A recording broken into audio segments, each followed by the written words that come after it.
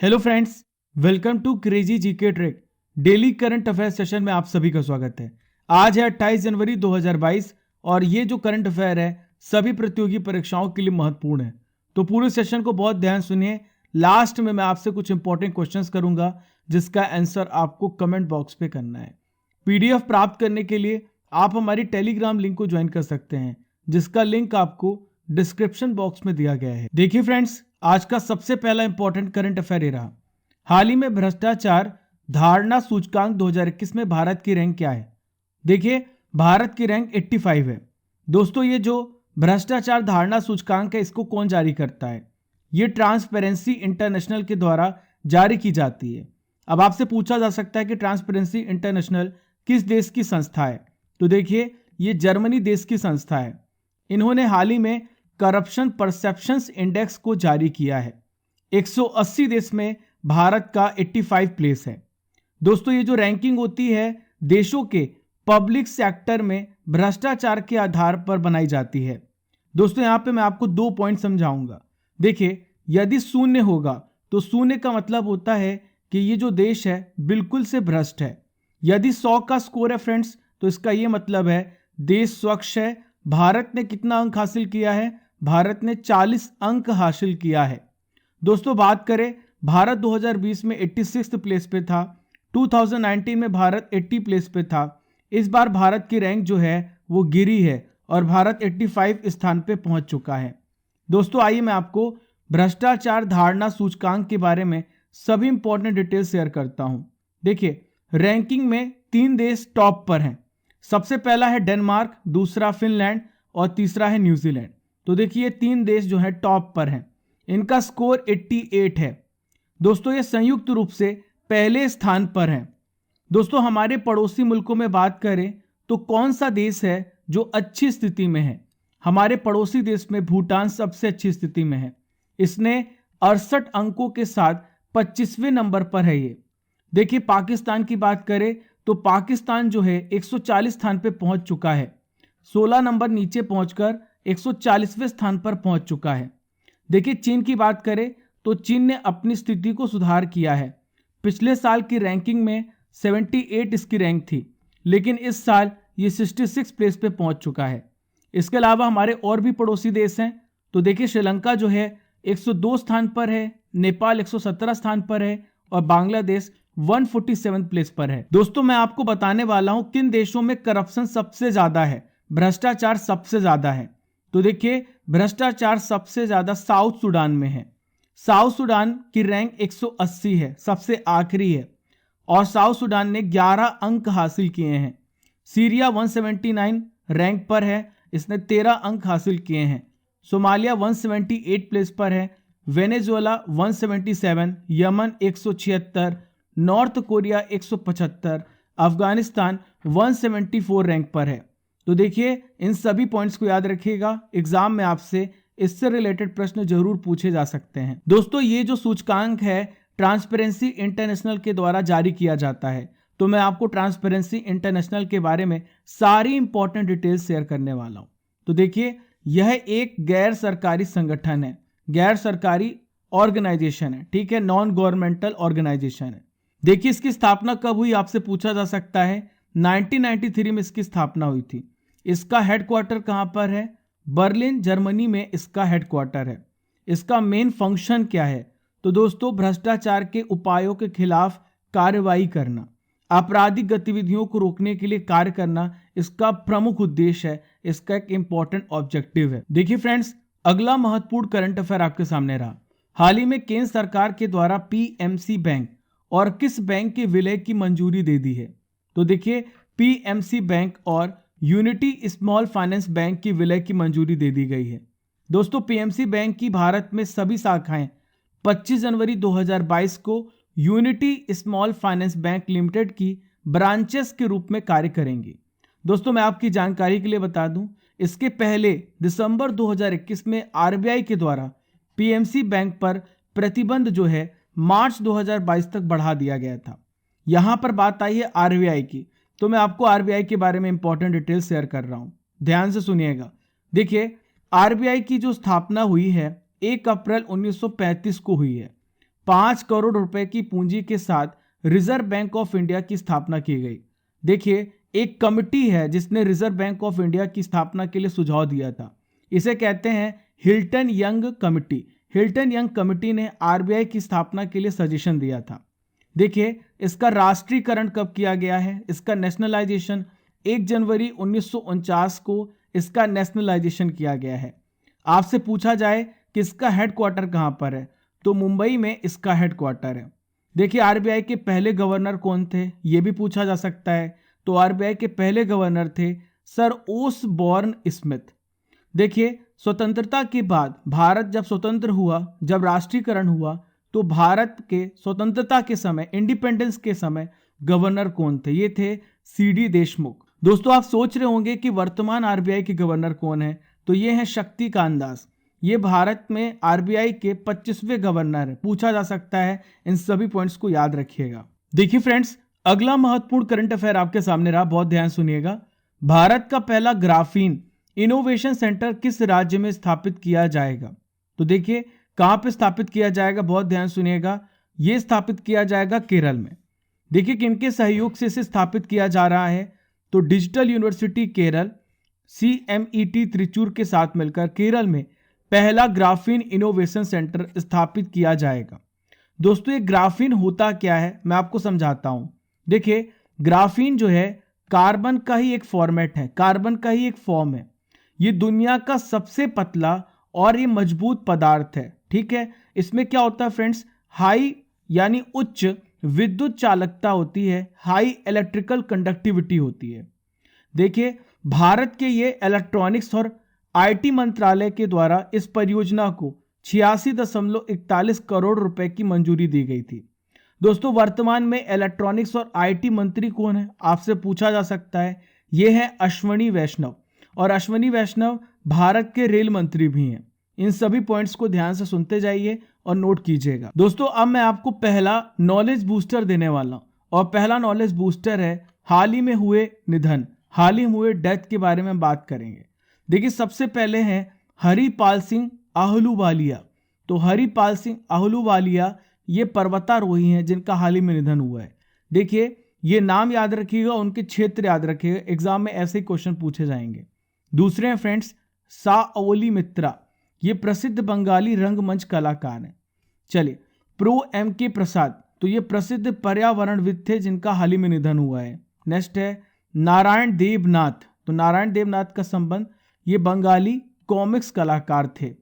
तोशिकी कैफू, ये जापान के पूर्व प्रधानमंत्री थे।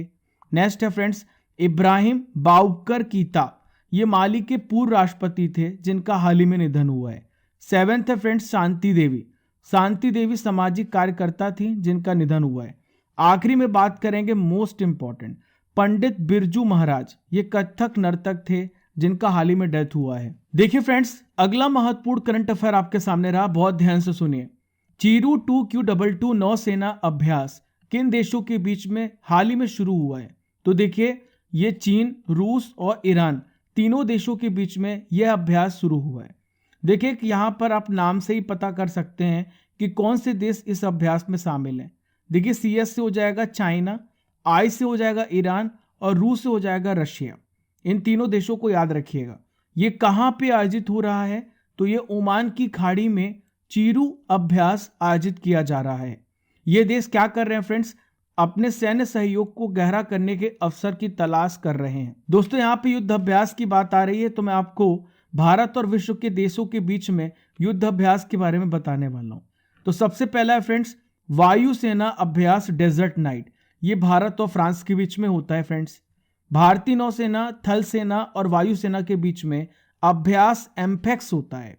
भारत और फ्रांस के बीच में एक और अभ्यास होता है फ्रेंड्स, ये है गरुण अभ्यास। ठीक है, याद रखिए। देखिए, नेक्स्ट है फ्रेंड्स भारत और चीन के बीच में, तो हैंड इन हैंड भारत और चीन के बीच में अभ्यास होता है। भारत और रूस के बीच में इंद्र अभ्यास होता है। ठीक है, जिमैक्स की बात करें तो ये भारत और जापान के बीच में ये अभ्यास होता है। सूर्य किरण, याद रखिएगा, सूर्य किरण भारत और नेपाल के बीच में होता है। ठीक है, आखिरी है कोंकण।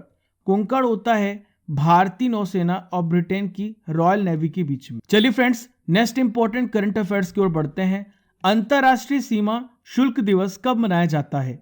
तो देखिए, हर साल ये 26 जनवरी को सीमा शुल्क दिवस मनाया जाता है। देखिए, किसके द्वारा मनाना शुरू किया गया था? 1983 में सीमा शुल्क सहयोग परिषद के द्वारा इसे मनाया जाना शुरू किया गया था। दोस्तों, सीमा शुल्क होता क्या है? तो मैं आपको बता देता हूं। इसे हम बोलते हैं कस्टम ड्यूटी। तो देखिए, जब दो देशों के बीच में, दो कंट्री के बीच में कोई गुड्स यानी माल का आयात और निर्यात, इंपोर्ट और एक्सपोर्ट होता है, तो उस पर जो कर लगाया जाता है, उस पर जो टैक्स लगाया जाता है, उसे हम सीमा शुल्क कहते हैं। तो दोस्तों, क्यों मनाया जाता है ये? तो दुनिया भर में जो माल के प्रवाह में सीमा शुल्क ऑफिसर्स हैं, सीमा शुल्क अधिकारी हैं और जो एजेंसी हैं, उनके योगदान को दुनिया भर को बताने के लिए, उनके महत्व को समझाने के लिए अंतरराष्ट्रीय सीमा शुल्क दिवस मनाया जाता है। देखिए friends, next important current affair आपके सामने रहा। हिंदुस्तान पेट्रोलियम कॉरपोरेशन लिमिटेड, जिसे हम HPCL भी कहते हैं, इसके नए चेयरमैन और प्रबंध निदेशक किसे नियुक्त किया गया है? इनका क्या नाम है? तो देखिए, इनका नाम है, ध्यान से सुनिएगा, पुष्प कुमार जोशी। देखिए, पुष्प कुमार जोशी को पब्लिक एंटरप्राइजेस सिलेक्शन बोर्ड के द्वारा नया चेयरमैन और MD बनाया गया है। दोस्तों, जोशी की बात करें तो प्रेजेंट में एक कंपनी में HR डायरेक्टर के पद पर पदस्थ हैं। HPCL एक कौन सी कंपनी है फ्रेंड्स? यह एक महारत्न कंपनी है। दोस्तों, यहां पे बात आई है HPCL की, तो मैं आपको कंप्लीट एनालिसिस के बारे में बताने वाला हूं। तो देखिए, HPCL का फुल फॉर्म है हिंदुस्तान पेट्रोलियम कॉरपोरेशन लिमिटेड, याद रहेगा आपको, ठीक है। इसकी स्थापना कब हुई थी? 1974 में इसकी स्थापना हुई थी। इसका हेडक्वार्टर आपसे पूछा जाए तो ये महाराष्ट्र में मुंबई में इसका हेडक्वार्टर है। दोस्तों, बात करें तो भारत सरकार के द्वारा दूसरी सबसे बड़ी एकीकृत तेल शोधन और विपणन करने वाली पब्लिक सेक्टर की कंपनी है ये। देखिए फ्रेंड्स, मैं आपकी जानकारी के लिए बता दूं, भारत में इसका पेट्रोलियम उत्पादों के मार्केटिंग में कुल योगदान कितना है? 20.9% है और तेल शोधन में 10.3% है। दोस्तों, यहाँ पे अपॉइंटमेंट की बात आई है, नियुक्ति की बात आई है, तो मैं आपको बताने वाला हूं हाल ही में हुई नियुक्तियों के बारे में। तो सबसे पहले बात करेंगे रघुवेंद्र तंवर। तो ये हैं भारतीय ऐतिहासिक अनुसंधान परिषद के प्रेसिडेंट, हाल ही में ये नियुक्त हुए हैं। नेक्स्ट, वेरी वेरी इंपॉर्टेंट, देखिए, इसरो के अध्यक्ष बनाए गए हैं डॉक्टर S सोमनाथ, याद रखिएगा। देखिए, नेक्स्ट है उर्जित पटेल, ये AAIB के उपाध्यक्ष बनाए गए हैं, ठीक है फ्रेंड्स। नेक्स्ट है कृषि लागत और मूल आयोग के प्रेसिडेंट बनाए गए हैं विजय पॉल शर्मा। अतुल केशव की बात करेंगे तो US इंडिया बिजनेस काउंसिल के प्रेसिडेंट बनाए गए हैं। लास्ट में बात करेंगे फ्रेंड्स RBI के नए कार्यकारी निदेशकों की, तो ये हैं अजय कुमार चौधरी और दीपक कुमार। देखिए फ्रेंड्स, अगला महत्वपूर्ण करंट अफेयर ये रहा। आंध्र प्रदेश सरकार ने राज्य में कितने नए जिलों के निर्माण के लिए हरी झंडी दिखाई है? तो देखिए, 13 और नए जिले बनाए जाएंगे। तो देखिए, 13 नए जिलों के निर्माण को हरी झंडी दे दी गई है। अब आंध्र प्रदेश में जिलों की संख्या 13 से बढ़कर 26 हो गई है। दोस्तों, आंध्र प्रदेश में टोटल 24 लोकसभा निर्वाचन क्षेत्रों को जिला में परिवर्तित किया जा रहा है, बदला जा रहा है। दोस्तों, यहाँ पे बात आई है आंध्र प्रदेश की, तो मैं आपको आंध्र प्रदेश के बारे में सारी इंपॉर्टेंट डिटेल्स शेयर करने वाला हूँ। सबसे पहले आंध्र प्रदेश की लोकेशन को देखिए मैप पर। आइए जानते हैं कि आंध्र प्रदेश किन किन राज्यों की सीमा को छूता है, स्पर्श करता है। देखिए, यहाँ पर आप देखिए ओडिशा राज्य पहला, दूसरा राज्य यहाँ पर आप देखें तो ये छत्तीसगढ़ है, तीसरा राज्य तेलंगाना है, चौथा राज्य कर्नाटक है और पांचवा राज्य यहाँ पर आप देखें तमिलनाडु है। तो 5 राज्यों की सीमा आंध्र प्रदेश को स्पर्श करती है, टच करती है। देखिए, वर्तमान में CM कौन है? तो ये हैं YS जगन मोहन रेड्डी। गवर्नर की बात करें तो ये हैं विश्वभूषण हरिचंदन। दोस्तों, जिलों की संख्या कितनी है? 26, 13 नए जिले बनाए गए हैं। लोकसभा की सीटें कितनी है? 25। राज्यसभा की सीटें आपसे पूछा जाए तो कितनी है? 11 है। दोस्तों, यहाँ का राजकीय पशु काला हिरण है। दोस्तों, अब मैं आपको नेशनल पार्क्स के बारे में बताने वाला हूँ। यहाँ पर राजीव गांधी राष्ट्रीय उद्यान है, पापी कोंडा नेशनल राष्ट्रीय उद्यान है, नेक्स्ट है श्री वेंकटेश्वर राष्ट्रीय उद्यान। दोस्तों, अब मैं आपको इंपॉर्टेंट डैम्स मल्टीपर्पज प्रोजेक्ट के बारे में बताने वाला हूँ, बांध के नाम बता रहा हूँ, ठीक है। और मैं आपको बांध के नाम के साथ वो किस नदी पर है ये भी बताऊंगा। सबसे पहले नागार्जुन सागर बांध किस नदी पर है? कृष्णा नदी पर है। दूसरा है श्री शैलम बांध, ये भी कृष्णा नदी पर है। नेक्स्ट है दोलेश्वरम बैराज, ये गोदावरी नदी पर है। नेक्स्ट है फ्रेंड्स पोलावरम बांध, ये किस नदी पर है? ये भी गोदावरी नदी पर है। दोस्तों नेक्स्ट नॉलेज बूस्टर आपके सामने है। आज हम डिस्कस करेंगे प्रमुख कंपनियों के सीईओ के नाम के बारे में। सबसे पहले बात करेंगे बीएसएनएल। तो बीएसएनएल के सीईओ हैं प्रवीण कुमार पुरवार। एयरटेल के हैं गोपाल वित्तल, ठीक है। रिलायंस के हैं मुकेश अंबानी, याद रखिएगा। पतंजलि के सीईओ कौन है? Acharya Balkrishna. IBM International Business Machine के हैं अरविंद कृष्णा। एडोब के हैं शांतनु नारायण, भारतीय मूल के हैं शांतनु नारायण।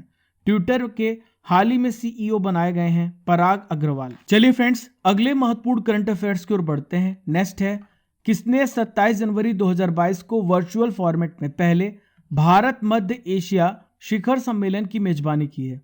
तो देखिए किसने की है फ्रेंड्स, नरेंद्र मोदी जी ने इसकी मेजबानी की है। इस वर्चुअल सम्मेलन में भारत के अलावा कजाकिस्तान, उज्बेकिस्तान, तजाकिस्तान, तुर्कमेनिस्तान और किर्गिस्तान, ये जो देश हैं ये शामिल हुए। देखिए फ्रेंड्स ये 5 देश जो हैं गणतंत्र दिवस के मौके पर भारत में आने वाले थे, लेकिन कोविड की वजह से इन्होंने अपना दौरा रद्द कर दिया है। दोस्तों मैं आपकी जानकारी के लिए बता दूं, भारत और मध्य एशिया के बीच व्यापार लगभग $2 बिलियन है। दोस्तों मैं आपको करंट अफेयर्स की रसमलाई देने वाला हूं, बहुत ध्यान से सुनिएगा। चलिए दिल्ली में दिल्ली की योगशाला कार्यक्रम की शुरुआत किसने की है? तो देखिए अरविंद केजरीवाल जी ने की है। Chief of staff committee COSC का प्रेसिडेंट किसे बनाया गया? तो देखिए किसे बनाया गया है, इनका नाम है MM नरवणे, मनोज मुकुंद नरवणे। नेक्स्ट है राष्ट्रपति रामनाथ कोविंद किस देश की यात्रा पर गए हैं? तो देखिए बांग्लादेश की यात्रा पर गए थे। भारत में विजय दिवस किस दिन मनाया जाता है? हर साल 16 दिसंबर को विजय दिवस के रूप में मनाया जाता है। देखिए friends 9th important current affair ही रहा। हाल ही में पद्मश्री अवार्ड से सम्मानित किस प्रसिद्ध कथकली नृत्यांगना का निधन हो गया है? इनका क्या नाम है? तो देखिए इनका नाम है मिलिनी साल्वनी। दोस्तों इटली में जन्मी है साल्वनी, नियमित रूप से भारत खासकर केरल आया करती थी। दोस्तों केरल में इन्होंने कथकली सीखी और पेरिस में भारतीय नृत्य शैलियों के लिए एक स्कूल सेंटर मंडप चलाया।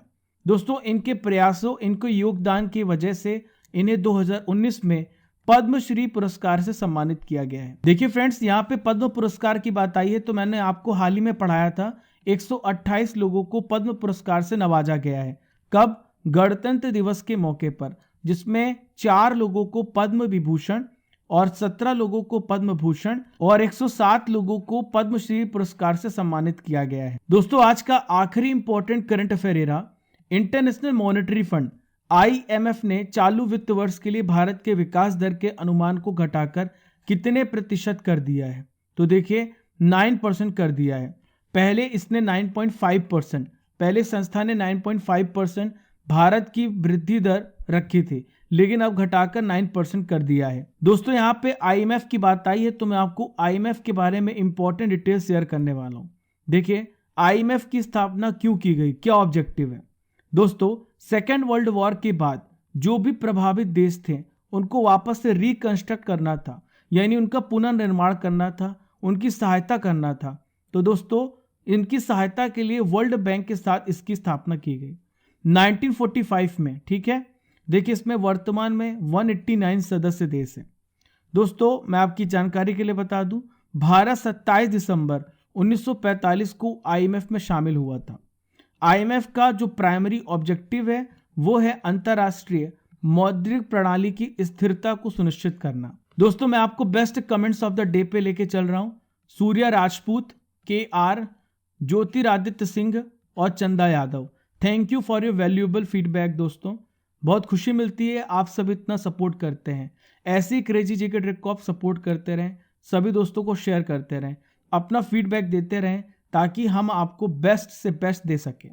दोस्तों अब मैं आपसे कुछ इंपॉर्टेंट क्वेश्चंस करूंगा जिसका आंसर आपको कमेंट बॉक्स पे करना है। तो पहला प्रश्न है, भ्रष्टाचार धारणा सूचकांक 2021 में भूटान किस स्थान पर है? नेक्स्ट है, ट्रांसपेरेंसी इंटरनेशनल का हेडक्वार्टर कहां पर है? RBI के पहले गवर्नर का नाम क्या था? पंडित बिरजू महाराज का संबंध किस नृत्य से था? नेक्स्ट है गरुड़ युद्ध अभ्यास भारत और किस देश के बीच में होता है? इन पांचों प्रश्नों के उत्तर आपको कमेंट बॉक्स पे करना है। देखिए फ्रेंड्स, आप अपने रिलेटिव्स, फैमिली मेंबर्स और जो कॉम्पिटिटिव एग्जामिनेशन की तैयारी कर रहे हैं आपके फ्रेंड्स, उनको भी आप ये वीडियो शेयर कर सकते हैं। मैं तो कहूँगा कि आप अपने छोटे भाई बहन को भी ये वीडियो शेयर करें ताकि उनकी नॉलेज एनहेंस हो और भी वो ज़्यादा जाने और उनकी एक पर्सनालिटी इवॉल्व होकर के आए। देखिए, अब मैं आपसे 27 जनवरी के इंपॉर्टेंट करंट अफेयर्स का रिवीजन कराने वाला हूँ, तो बहुत ध्यान से सुनते जाइए। 26 जनवरी 2022 को भारत में कौन सा रिपब्लिक डे मनाया गया? तो देखिए 73 रिपब्लिक डे मनाया गया। भारत और किस देश के बीच राजनयिक संबंधों की स्थापना के 30 वर्ष पूरे हो चुके हैं? तो भारत और इजराइल के 30 वर्ष पूरे हो चुके हैं। देखिए फ्रेंड्स, गणतंत्र दिवस 2022 के अवसर पर कुल कितने पुलिस कर्मियों को वीरता के लिए पुलिस पदक सहित राष्ट्रपति पदक से सम्मानित किया गया? तो सही उत्तर है 939। नेक्स्ट है वर्ल्ड बैंक ने पश्चिम बंगाल को कितने करोड़ रुपए का कर्ज प्रदान किया है? तो 1000 करोड़ रुपए। हाल ही में असम सरकार के द्वारा किसे असम वैभव सम्मान प्रदान किया गया है? तो रतन टाटा जी को यह पुरस्कार दिया गया है। 25 जनवरी को किस राज्य का स्थापना दिवस मनाया जाता है? हिमाचल प्रदेश का। जनवरी 2022 में किसने आज़ादी का अमृत महोत्सव मनाने के लिए एक स्पेशल ट्रेन की शुरुआत की है? तो दिल्ली मेट्रो ने इसकी शुरुआत की है। नेक्स्ट रिवीजन क्वेश्चन है, केंद्र सरकार ने कुल कितने लोगों को पद्म अवार्ड 2022 देने की घोषणा की है? तो दोस्तों 128 लोगों को। यदि आपने अभी 27 जनवरी के डेली करंट अफेयर को नहीं देखा है, आप हमारी प्लेलिस्ट में जाकर के वीडियो को देख सकते हैं। मैंने 1 दिसंबर से लेके अब तक डेली आपको डेली करंट अफेयर्स प्रोवाइड किया है। किसने सीमा सड़क संगठन BRO ने 10 कर्मियों को पहली बार प्रशंसा प्रमाण पत्र से सम्मानित किया है? तो यह है RK माथुर जी। नेक्स्ट है खेलों में उत्कृष्टता के लिए नीरज चोपड़ा को कौन सा पुरस्कार दिया गया है? परम विशिष्ट सेवा मेडल प्रदान किया गया है। दोस्तों ये थे 27 जनवरी के इंपॉर्टेंट करंट अफेयर्स का रिवीजन। हमने डेली करंट अफेयर में 28 जनवरी के करंट अफेयर्स को भी पढ़ लिया है। आशा करता हूं कि आपको ये सेशन पसंद आया होगा। डेली करंट अफेयर्स देखने के लिए आप सुबह 6 बजे हमसे जुड़ सकते हैं, कनेक्ट हो सकते हैं। फॉलो कीजिए क्रेजी जीके ट्रिक को डिफरेंट सोशल मीडिया प्लेटफॉर्म पर, जिसका लिंक आपको डिस्क्रिप्शन बॉक्स में दिया गया है। पहली बार हमारे चैनल पर आ रहे हैं तो सब्सक्राइब कर लीजिए और बेल आइकन बटन दबा लीजिए, घंटी वाला बटन दबा लीजिए ताकि आपको हर नोटिफिकेशन सबसे पहले आप तक पहुंचे। Keep liking, keep sharing your channel crazy GK trick. दोस्तों जब तक तोड़ेंगे नहीं तब तक छोड़ेंगे नहीं। Thank you friends.